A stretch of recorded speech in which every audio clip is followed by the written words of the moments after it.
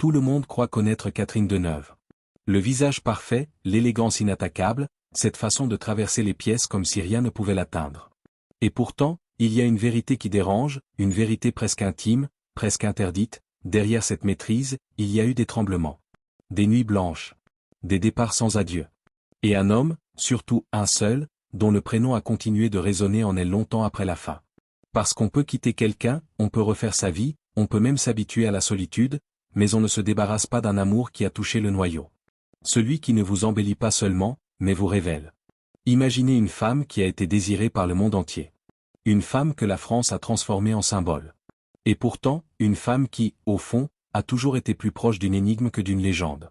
Ce n'est pas l'histoire d'une star qui collectionne les hommes. C'est l'histoire d'une femme qui collectionne les preuves, qu'elle n'appartient à personne. Et dans cette histoire, il y a un fil rouge. Une dualité qui la suit comme une ombre, la liberté, contre le besoin d'être aimé. Le refus de la cage, contre le désir secret d'un foyer. L'image glacée, contre un cœur qui, lui, a souvent brûlé. Si vous aimez ces récits où l'on gratte la surface, où l'on va chercher l'humain derrière l'icône, laissez un j'aime maintenant. Pas par réflexe. Juste comme un petit signe, oui, j'ai envie d'entendre la vérité derrière le vernis. Et si vous voulez qu'on continue à raconter ces histoires-là, abonnez-vous. Parce qu'aujourd'hui, on va entrer dans une vie où chaque amour a laissé une trace, mais où un seul a laissé une cicatrice douce. Paris, début des années 60. L'air sent la pluie sur les pavés, la fumée froide, les parfums trop chers qui se mêlent au rire. Il y a ces lieux où l'on se retrouve quand on appartient au monde des artistes, comédiens, cinéastes, intellectuels, silhouettes qui deviendront mythiques, sans le savoir encore. Dans ces endroits, on se parle trop près, on rit trop fort, on se jauge, on se promet des films, des rôles, des lendemains. Catherine est encore très jeune. À peine 17 ans. Elle n'a pas encore cette aura de monument. Elle est une promesse, un visage qui accroche la lumière et la renvoie autrement. Elle accompagne sa sœur aînée, Françoise, qui, elle, a déjà cette énergie volcanique, cette présence qui prend toute la place. Et ce soir-là, un homme regarde Catherine comme on regarde une image qu'on veut déjà cadrer. Roger Vadim. Vadim est plus âgé, sûr de lui, déjà connu. Il a ce charme qui ressemble à une certitude. Un homme habitué au regard, aux conquêtes, aux histoires qui font parler. Et Catherine, de son côté, a quelque chose qui attire d'une autre manière, une beauté qui ne se donne pas tout de suite, un mystère presque insolent. Elle n'est pas le type de femme qu'on lit en une seconde. Elle est le type de femme qui vous échappe même quand vous la regardez. Leur relation commence vite, comme souvent à cet âge-là. Mais ce n'est pas juste une romance. C'est une initiation. Vadim lui ouvre des portes. Le cinéma n'est plus un rêve, c'est une salle où l'on entre, où l'on apprend à ne pas trembler sous les projecteurs, à garder le contrôle, à comprendre les règles du jeu. Catherine découvre la puissance du regard public, mais aussi son prix. Elle apprend qu'à partir du moment où vous devenez visible, votre vie ne vous appartient plus complètement. Et pourtant, au milieu de ce tumulte, Catherine fait quelque chose qui surprend, elle devient mère. Très tôt. Un fils. Christian. Et là, il faut s'arrêter une seconde, parce que c'est un détail qui change tout. On imagine souvent Catherine Deneuve comme une statue. Une figure. Mais la maternité, c'est l'opposé d'une statue. C'est du concret, du vivant, du fragile. Un enfant dans les bras, ce n'est pas une posture. C'est une réalité qui vous ancre, qui vous fatigue, qui vous casse et vous reconstruit. Catherine aime son fils. Et cet amour-là est peut-être le premier qui ne se discute pas, le premier qui ne se négocie pas. L'enfant n'exige pas une image. Il exige une présence. Sauf que Vadim, lui, reste Vadim. Et ce genre d'homme, souvent, ne sait pas se contenter. Ils aiment l'idée de l'amour, mais ils s'ennuient dès que l'amour devient une responsabilité. Ils aiment la conquête, mais ils fuient la stabilité. La trahison arrive. Et pour Catherine, c'est une déflagration. Pas seulement parce qu'on l'a trompée, mais parce que cela réveille une peur primitive, celle d'être utilisée, puis remplacée. Celle d'avoir donné, puis d'être abandonnée. Celle d'avoir cru, puis de devoir se relever seule. Elle rompt. Elle coupe net. Et là, imaginez cette jeune femme, mère, déjà exposée, déjà scrutée, déjà comparée, déjà enfermée dans une image. Elle traverse une période sombre, intérieurement. Le monde la voit sourire, poser, tourner. Mais à l'intérieur, il y a ce chaos discret. La question qui revient dans la tête comme une goutte d'eau, sans arrêt. Pourquoi ce n'était pas assez? C'est ici que naît la Catherine Deneuve que le public va croire froide. Parce que la froideur, parfois, ce n'est pas l'absence de cœur. C'est une armure. Une armure construite très tôt, quand on comprend qu'aimer sans protection peut vous détruire. Et pendant que sa vie privée se fissure, sa carrière, elle, s'envole. Elle devient l'un des visages les plus marquants du cinéma français. Elle incarne des personnages qui aiment, qui perdent, qui attendent, qui souffrent en silence.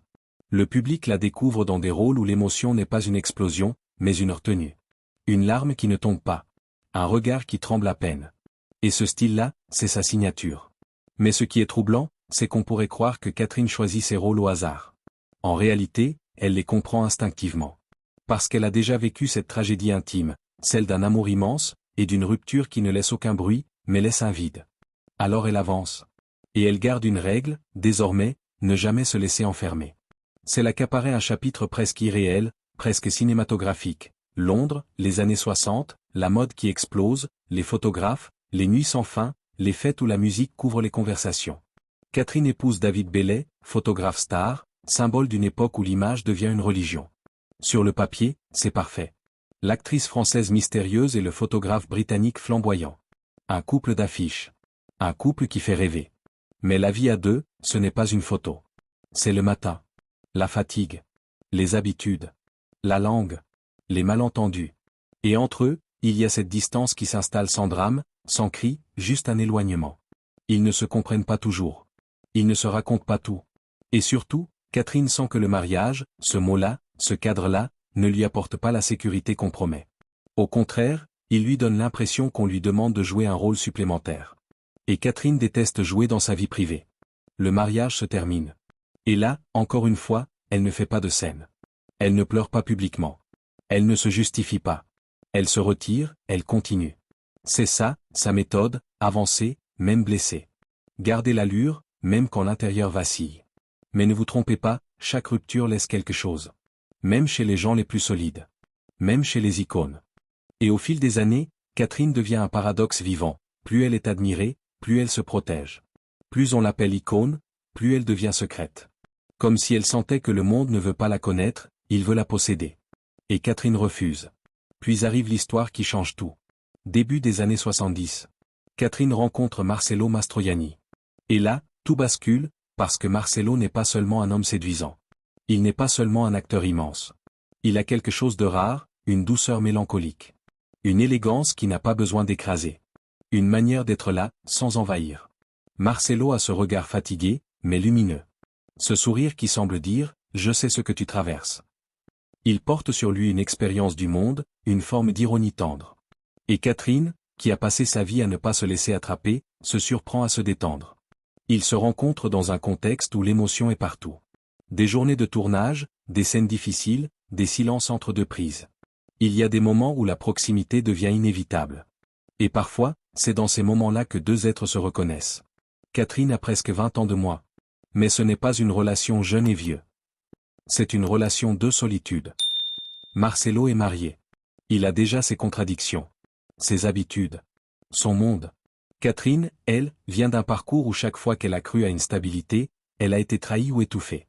Et pourtant, ils tombent l'un dans l'autre avec une évidence troublante. Vous voyez ce genre d'amour? Celui qui ne se construit pas à petits pas, mais qui s'impose comme une évidence. Un amour où l'on n'a pas besoin de se vendre. Pas besoin de jouer. On est là, et ça suffit. Ils se voient. Ils se cherchent. Ils deviennent inséparables. Paris. Rome. Les hôtels. Les dîners. Les nuits où l'on parle doucement, parce qu'on n'a pas besoin de prouver quoi que ce soit. Avec Marcello, Catherine découvre quelque chose qu'elle connaît peu. Un amour qui ne la pousse pas à être quelqu'un d'autre. Et c'est là qu'intervient le premier grand nœud de leur histoire. Marcello, un jour, propose le mariage. Et Catherine dit non. Pas un nom capricieux. Pas un nom de star. Un nom de survie. Parce que pour Catherine, le mariage est un symbole dangereux. Elle a vu ce que ce mot fait aux femmes, il transforme parfois l'amour en contrat, la liberté en devoir, le désir en obligation. Et Catherine, depuis Vadim, depuis ses blessures, a une peur viscérale, être enfermée. Elle peut aimer à en perdre l'équilibre. Mais elle ne veut pas être capturée. Marcello, lui, le prend comme un rejet. Comme une humiliation. Comme un tu n'es pas assez. Alors que Catherine, dans sa tête, dit l'inverse, tu es trop important. Et c'est pour ça que je dois rester libre. Sinon je vais me perdre. C'est tragique, non? Deux personnes qui s'aiment, qui se blessent non pas par manque d'amour, mais parce qu'elles n'ont pas le même langage intérieur. Catherine s'éloigne. Marcello souffre. Il revient. Elle l'accepte. Il continue. Mais le compromis est clair, pas de cage. Pas de promesse officielle. Et pourtant, leur amour devient plus grand qu'eux. Une fille naît, Chiara. Et là, Catherine touche quelque chose de vertigineux. L'amour, la famille, le quotidien, la tendresse, mais sans ce cadre qu'elle refuse. Elle construit une forme de foyer à sa manière. Un foyer fragile, mouvant, parfois chaotique, mais réel. Dans cette période, Catherine est différente. Plus vivante. Plus lumineuse, même. Ceux qui la connaissent la voient sourire autrement. Comme si, pour une fois, elle n'était pas en guerre avec la peur. Mais les histoires d'amour, même les plus belles, ne sont pas des contes. La différence de culture, la différence de langue, les habitudes, les tentations, les pressions du monde, tout cela grignote la relation. Et Marcelo, malgré sa douceur, reste un homme du cinéma, un homme entouré, sollicité, parfois dispersé. Catherine, elle, reste une femme qui a besoin de contrôler son espace pour ne pas s'effondrer. Leur relation s'étire, se transforme, s'abîme. Et finalement, ils se séparent. Mais attention, ce n'est pas une séparation fin. C'est une séparation métamorphose. Ils restent liés par leur fille. Ils restent liés par une affection profonde. Et surtout, ils restent liés par une vérité, ils ont vécu quelque chose qu'ils ne revivront pas. C'est là que se joue le mystère central. Parce que Catherine Deneuve, dans les années qui suivent, est associée à d'autres hommes. D'autres rumeurs. D'autres histoires qu'on invente parfois pour combler le silence. Elle fréquente des acteurs, des réalisateurs, des artistes. Elle traverse le monde du cinéma comme une reine sans couronne. Elle incarne des personnages qui dérangent, des femmes ambivalentes, désirantes, libres, parfois cruelles, parfois vulnérables. Elle refuse d'être la gentille. Elle refuse d'être la victime. Elle refuse d'être la femme parfaite. Et plus elle refuse, plus elle fascine. Sauf que cette fascination a un prix, on commente sa vie privée comme si elle appartenait au public. On spécule. On invente. On juge. On fantasme. Catherine, elle, se tait. Parce qu'elle a compris très tôt que parler, c'est donner une prise. Et elle déteste les prises. Alors elle avance, dans une forme de solitude choisie. Une solitude qui lui permet d'être libre, oui. Mais qui laisse aussi, parfois, des vides. Et c'est là que surgit une autre question, plus délicate, plus intime. Est-ce qu'on peut aimer très fort, et choisir quand même la liberté?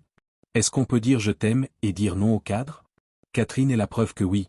Mais elle est aussi la preuve que ce choix laisse des traces. Si, en vous, ça résonne, si vous avez déjà eu peur de vous perdre dans l'amour, écrivez simplement un mot en commentaire. Un mot, pas un roman. Juste un signe. Parce que ce que vit Catherine, derrière sa célébrité, c'est une question que beaucoup vivent sans projecteur. Comment être deux sans disparaître? Et si vous vous sentez proche de cette humanité-là, vous pouvez vous abonner maintenant. On va continuer à explorer ces vies où le cœur et la liberté se battent en silence. Revenons à Catherine. Avec le temps, certains hommes quittent sa vie, d'autres y restent d'une manière étrange, comme des présences à distance. Des liens qui ne sont pas forcément des histoires officielles, mais des affections durables, des complicités, des soutiens dans les moments noirs. Catherine, plus elle avance dans l'âge, plus elle devient claire sur un point, elle n'a jamais cherché l'amour comme un trophée. Elle a cherché l'amour comme une expérience. Une expérience qui doit respecter son identité. Et c'est pour ça que les gens se trompent sur elle. On la croit froide parce qu'elle ne déborde pas. On la croit distante parce qu'elle ne se confie pas. Mais la vérité, c'est qu'elle ressent profondément, et qu'elle a appris à ne pas se laisser submerger. Et dans cette maîtrise, il y a une blessure. Une blessure ancienne, celle de la trahison précoce. Celle de la peur de dépendre. Alors Catherine garde une distance. Mais parfois, dans ses paroles, dans ses silences, dans la manière dont elle prononce un prénom, on comprend. On comprend qu'il y a un homme qu'elle n'a jamais vraiment remplacé. Un homme qui, même après la séparation, reste le centre émotionnel de sa mémoire amoureuse. Cet homme, c'est Marcelo. Pourquoi lui, plus que les autres? Parce que Vadim, c'était la formation, la première passion, la première fracture. C'était l'école de la douleur. David Bellet, c'était l'image, le prestige, la preuve que le glamour ne suffit pas à faire un couple. D'autres, c'était peut-être la passion, le désir, la complicité ponctuelle. Mais Marcelo? Marcelo, c'était le foyer possible. C'était l'idée qu'elle aurait pu être simple. Et c'est là que l'histoire devient bouleversante. Catherine Deneuve, l'icône de liberté, porte en elle la nostalgie d'un amour qui ressemblait à une maison. Vous imaginez ce paradoxe? Une femme qui refuse le mariage, mais qui aime l'idée d'un quotidien partagé. Une femme qui refuse les cages, mais qui cherche quand même un endroit où poser la tête. Une femme qui a été admirée comme un mystère, mais qui, au fond, a désiré une chose très humaine, être aimée sans être possédée. Avec Marcelo, elle s'en est approchée. Et c'est justement pour ça que cet amour reste le plus grand, parce qu'il a frôlé la paix. Mais alors, la question qui vous brûle, elle est simple. Si c'était l'amour de sa vie, pourquoi ne pas avoir cédé? Pourquoi ne pas avoir dit oui? Pourquoi avoir laissé la relation s'abîmer? Parce que Catherine a cette peur-là, et elle est plus forte que la romance, la peur de devenir quelqu'un d'autre. Et cette peur, elle ne vient pas de nulle part. Elle vient d'une époque où les femmes étaient encore enfermées dans des rôles. Où on attendait d'elles qu'elles soient sages, qu'elles suivent, qu'elles s'effacent. Catherine a grandi dans un monde où une femme libre était à la fois désirée et punie. Elle a choisi de ne pas payer le prix. Alors oui, elle a peut-être perdu un nous plus stable. Mais elle a gardé son jeu. Et pourtant, le nous ne disparaît jamais complètement quand il a été vrai. La preuve, c'est que même après, même des années plus tard, l'affection reste. La tendresse reste. La reconnaissance reste.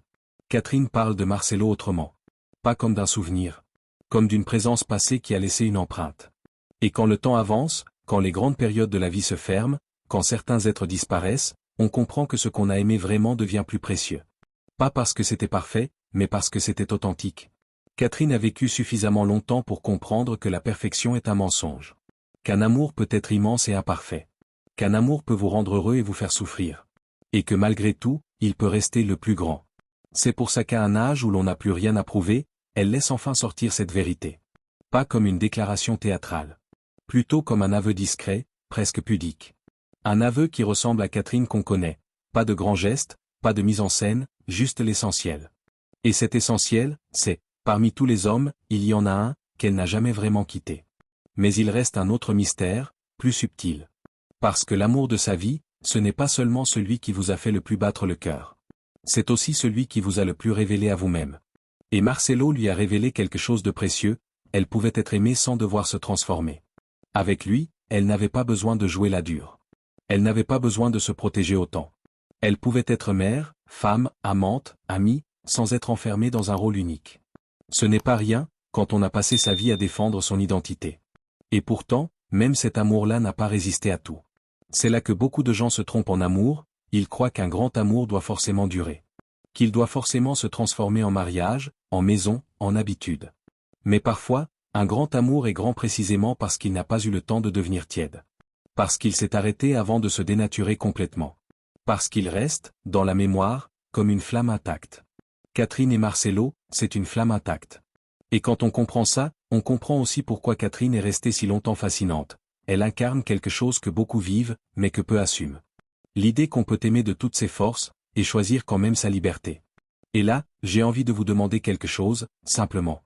Si vous aviez été à sa place, vous auriez dit oui au mariage?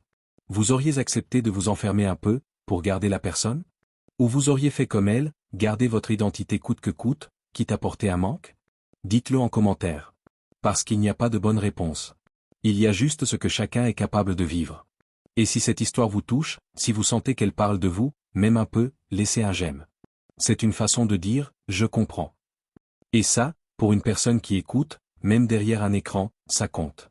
Catherine Deneuve a continué à traverser le cinéma, à traverser la culture française, à traverser les décennies. Elle a joué des rôles qui ont marqué des générations, elle a imposé une présence unique, une manière d'être femme à l'écran sans demander la permission. Et dans sa vie privée, elle a continué à faire la même chose, être elle-même, même quand le monde aurait préféré qu'elle rentre dans une case. On a souvent essayé de la réduire, à une beauté, à une froideur, à une icône. Mais une icône, ça n'existe pas vraiment. Ce qui existe, c'est une femme. Une femme qui a eu peur, qui a aimé, qui a quitté, qui a souffert, qui a avancé. Et au bout du chemin, une femme qui peut enfin prononcer un nom avec une douceur particulière. Marcelo. Le prénom n'est pas juste un souvenir. Il est une clé. La clé d'une vérité que beaucoup n'osent pas dire. Parfois, le grand amour n'est pas celui qu'on épouse. C'est celui qui vous laisse respirer. Catherine a refusé d'être une femme qu'on enferme. Elle a refusé d'être un rôle de plus. Elle a refusé d'être à quelqu'un. Et pourtant, elle a laissé un homme l'approcher assez près pour qu'il devienne l'amour de sa vie. C'est ça, la beauté de cette histoire.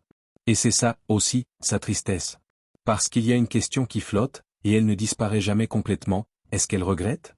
Catherine n'a pas l'air d'une femme qui regrette au sens classique. Elle ne renie pas ses choix. Mais il y a une nostalgie, oui. Pas une nostalgie de la cage. Une nostalgie de la paix possible. Cette nostalgie, c'est celle qu'on ressent tous, un jour, quand on se dit, et si? Et si j'avais osé? Et si j'avais cédé? Et si j'avais fait confiance? Et si j'avais accepté d'être vulnérable? Catherine, elle, a vécu assez longtemps pour savoir que ces questions n'ont pas de réponse. On ne rejoue pas la vie. On la traverse. Et quand on traverse, on laisse des morceaux de soi partout. Elle en a laissé dans sa jeunesse avec Vadim. Elle en a laissé dans son mariage bref et glamour. Elle en a laissé dans des passions et des complicités. Et elle en a laissé beaucoup, peut-être le plus, dans cette histoire avec Marcelo, parce qu'elle était la plus proche de ce qu'elle a toujours redouté, se laisser aller. Mais l'amour, le vrai, laisse toujours une trace. Alors imaginez Catherine aujourd'hui. Pas sur un tapis rouge. Pas devant les flashs. Pas dans une robe parfaite. Imaginez-la dans un moment calme. Une lumière douce. Un silence qui n'a pas besoin d'être rempli. Elle pense. Elle se souvient. Et au lieu de revoir les grandes scènes, elle revoit les détails. Un rire. Un regard. Une main. Un mot qui rassure. C'est ça, l'amour de sa vie. Pas un titre. Pas une légende.